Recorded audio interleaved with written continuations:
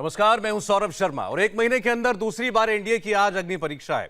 इस बार शक्ति परीक्षण की वजह बना है राज्यसभा के डिप्टी चेयरमैन का चुनाव, जिसमें एनडीए के हरिवंश नारायण सिंह का मुकाबला यूपीए के बीके हरिप्रसाद से है। राज्यसभा के उपसभापति के चुनाव के लिए अब सिर्फ आधे घंटे का वक्त बाकी है। ठीक 11 बजे इलेक्शन शुरू हो जाएगा और पल पल बदलते आंकड़ों का खेल भी आपके सामने लगातार इंडिया टीवी पेश कर रहा है। बीजेपी ने राज्यसभा सांसदों को 3 लाइन का एक व्हिप जारी करके जेडीयू के सांसद और एनडीए के उम्मीदवार हरिवंश नारायण सिंह को वोट देने के लिए कहा है। और आपको बता दें कि आंकड़ों के खेल में एनडीए के उम्मीदवार का पलड़ा इस वक्त काफी भारी नजर आ रहा है। वोटिंग से पहले कांग्रेस पार्टी को लगा बड़ा झटका। अब से थोड़ी देर पहले वाईएसआर कांग्रेस ने वोटिंग का बहिष्कार करने का फैसला किया है। 2 सांसद हैं वाईएसआर कांग्रेस के और अब वो एब्सटेन करेंगे, वोट नहीं देंगे। ये एक बड़ा झटका है। इसके अलावा डीएमके के भी 2 सांसद वोटिंग में हिस्सा नहीं ले रहे हैं। डीएमके के कुल 4 सांसद हैं और इनमें से भी 2 अब वोटिंग में हिस्सा नहीं ले रहे हैं, यानी सीधे सीधे 4 वोटों का नुकसान ये उठाना पड़ रहा है कांग्रेस पार्टी को। इसके अलावा बीजू जनता दल के 9 सांसद और तेलंगाना राष्ट्र समिति के 6, इन 15 सांसदों का साथ पहले ही मिल चुका है एनडीए के उम्मीदवार को। और इसको लेकर के अब विपक्ष के खेमे में कुछ नाराजगी के स्वर भी उभरने शुरू हो गए हैं। समाजवादी पार्टी के नेता रामगोपाल यादव ने खुल के कहा कि बेहतर मैनेज की जा सकती थी स्थिति, निशाना कांग्रेस के ऊपर था। राशिद अल्वी साहब हमारे साथ हैं, राजीव रंजन जी हमारे साथ इस वक्त मेहमान हैं, सैयद जफर इस्लाम, जीसी मल्होत्रा साहब, स्टूडियो में प्रदीप सिंह जी और अशोक वानखेड़े साहब। सब लोगों का एक बार फिर स्वागत करते हुए शुरुआत करना चाहते हैं राशिद अल्वी साहब आपसे। ये सवाल आपसे पहले पूछा गया होगा जरूर, लेकिन क्या कसर रह गई? ऐसा हमें लगा था कि लोकसभा में विश्वास मत में जो नंबर आपके पास नहीं थे, जाहिरी तौर पर वहां नतीजा सबको मालूम था, लेकिन राज्यसभा की परिस्थिति आपके अनुकूल थी। यहां भी विपक्ष को एकजुट न रख पाना कितनी बड़ी चूक है? देखिए, नो कॉन्फिडेंस मोशन का इससे कोई मुकाबला नहीं। नो कॉन्फिडेंस में हम जानते थे कि सरकार के पास नंबर मौजूद है। नो कॉन्फिडेंस एक बड़ा मौका होता है सरकार का चेहरा जनता के सामने बेनकाब करने का, इसलिए नो कॉन्फिडेंस आया। जहां तक डिप्टी चेयरमैनशिप का सवाल है, यहां पे हमें उम्मीद थी कि बीजेपी कंसेंसस बनाएगी और यहां पे एरोगेंस की राजनीति नहीं करेगी। हमारे साथ आज भी बीएसपी है, समाजवादी पार्टी है, तृणमूल कांग्रेस है, सीपीआई है, सीपीएम है, ये तमाम राजनीतिक दल और सब हमारे साथ हैं। लेकिन जो शिवसेना रोज बुरा भला कहती है बीजेपी के लोगों को, आज वो उनके साथ है। तो इस तरीके से ये लोग चाहते हैं कि एरोगेंस की राजनीति। अच्छा चलें, आपने एक बात कही कि ये जिम्मेदारी सरकार की थी, बीजेपी की थी कि वो एक कंसेंसस कैंडिडेट देते तो इस चुनाव की नौबत नहीं आती। इस पर आगे बात करेंगे। एक रिएक्शन हमारे पास आ रहा है हरिवंश नारायण सिंह का, जो कि एनडीए के कैंडिडेट हैं, उनकी बात सुनते हैं फिर आगे बात। बिल्कुल, हम सब जीत के प्रति आश्वस्त हैं और चुनाव परिणाम स्पष्ट हो। उम्मीद है सर, और अच्छे से 100% एनडीए हारने की बाजी नहीं लड़ता है। एक बेसिक बात जान लीजिए, एनडीए एकजुट है, इनको और भी समर्थन मिलेगा। लेकिन इसके अलावे एनडीए की एकजुटता तो वही है, हरिवंश बाबू का जो व्यक्तित्व है, उनकी जो प्रतिभा है और संसदीय परंपरा का जो उन्होंने पालन किया है, ये भी सारे सांसद देखते हैं, देश देखता है। इसलिए इनके जीतने के बाद जो निश्चित जीत है, उपसभापति का पद और गरिमामय होगा, ऐसा हमें विश्वास है। धन्यवाद। चलिए, तो ये आपने सुना केंद्रीय मंत्री रविशंकर प्रसाद को और हरिवंश नारायण सिंह को। बड़े कॉन्फिडेंट है अपने नंबर्स को लेकर। अभी तक जो खबरें हैं वो उनके इस कॉन्फिडेंस की वजह भी जाहिर कर रही हैं। सैयद जफर इस्लाम बताइए, राशिद अल्वी कह रहे हैं कंसेंसस कैंडिडेट देना आपकी जिम्मेदारी थी, हालांकि उन्होंने ये नहीं बताया कि वो कौन सी पार्टी का कैंडिडेट होता जिसको कांग्रेस पार्टी भी सपोर्ट कर देती। देखिए, जहां तक कंसेंसस का सवाल है, भारतीय जनता पार्टी और एनडीए बिल्कुल चाहते थे कि कंसेंसस कैंडिडेट हो और वो ऑपोजिशन के सहानुभूति से, सहमति से वैसा एक कैंडिडेट चाहती थी। लेकिन कांग्रेस यहाँ पर एक पॉइंट प्रूव करना चाहती थी। राशिद अल्वी जी अच्छे से जानते हैं कि जिस तरह से उनको मुँह खानी पड़ी पिछले इसमें, जब फ्लोर टेस्ट में, आज भी वो चाहते थे कि किसी ना किसी तरह एक कुछ उनके नंबर ज़्यादा है राज्यसभा में, शायद यहाँ पर वो जीत दर्ज कर पाएंगे। लेकिन उनको कॉन्फिडेंस हासिल नहीं है बाकी जो अपोजिशन पार्टीज़ का, उनके साथ उनको जो आज कह रहे हैं कि टीएमसी हमारे साथ है, हमारे समाजवादी पार्टी है और हमारे साथ बसपा है, लेकिन आप देखिए इतिहास उठा के, ये सब पार्टियां वो पार्टियां जो कांग्रेस को बार बार गाली दिया करती थी, कांग्रेस के आड़े खड़े होती थी, आज अपने अस्तित्व को बचाने के लिए साथ खड़े हैं जी। मालूम है कि लोगों का कॉन्फिडेंस इन पार्टियों पे खत्म हो चुका है, इसलिए साथ एकजुट आना चाहते हैं, लेकिन फिर भी ये फ्रिक्शन आपस में है।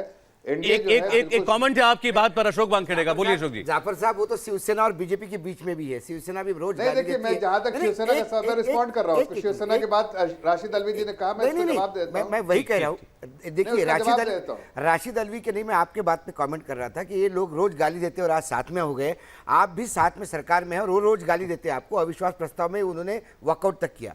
राशिद अलवी ने जो कहा कि शिवसेना उनको गाली देती साथ है, लेकिन मैं कहता हूं ये बीजेपी का अच्छा मैनेजमेंट है कि जो रोज गाली देने वाली पार्टी है फिर भी वोटिंग में नहीं, सवाल अशोक जी, सवाल ये कि अगर यहाँ उम्मीदवार एनडीए का बीजेपी का होता तो क्या शिवसेना जाती वोट करने के लिए साथ में? सवाल वो भी है, देखिए वो मैनेजमेंट बीजेपी भी नहीं जाती फिर। जो स्ट्रेटेजी होती है ऐसे मामलों में, पहली चीज ये होती है कि आपका जो प्रतिद्वंदी है उसके खेमे में आप दरार डालें। जो दरार पहले से दिख रही थी एनडीए में, उसको बड़ा करने की कोशिश कांग्रेस को करनी चाहिए थी। अगर मान लीजिए कि कांग्रेस ने शिवसेना का कैंडिडेट उतार दिया होता जी, तो ये लड़ाई बदल गई होती। प्रदीप जी, शिवसेना इस पे भी तैयार थी।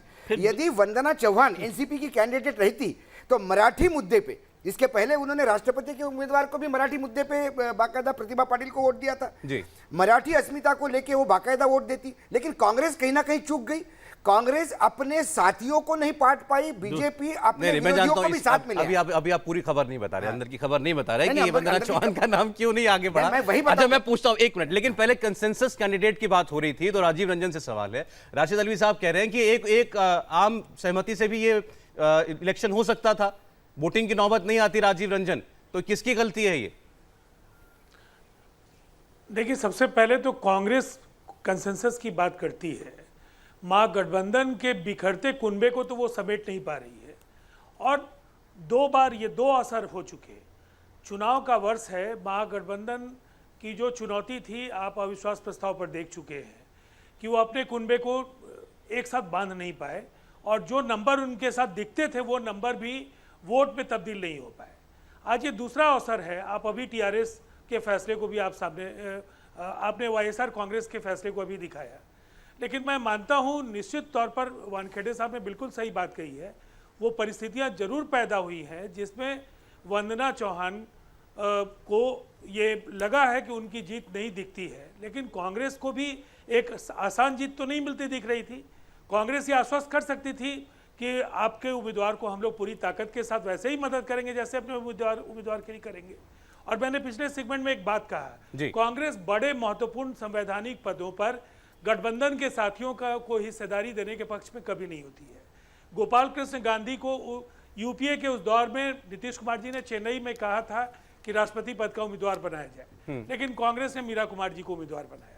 ये अक्सर होता है, वो जीतने वाली स्थिति हो या हारने वाली स्थिति हो, कांग्रेस बराबर जो चौधराहट की जो भूमिका है उससे बाहर निकलने के लिए तैयार। इस पर जवाब देंगे राशिद अलवी। राशिद साहब, देखिए ये बात आ रही है मेहमानों के बीच में कि बीजेपी ने अपने साथी गठबंधन पार्टी के उम्मीदवार को आगे करके एनडीए का चेहरा बना करके शिवसेना जैसे इस वक्त अपने मुखर विरोधी को भी अपने साथ ला दिया, मजबूर कर दिया कि वो आपके साथ न जाएं।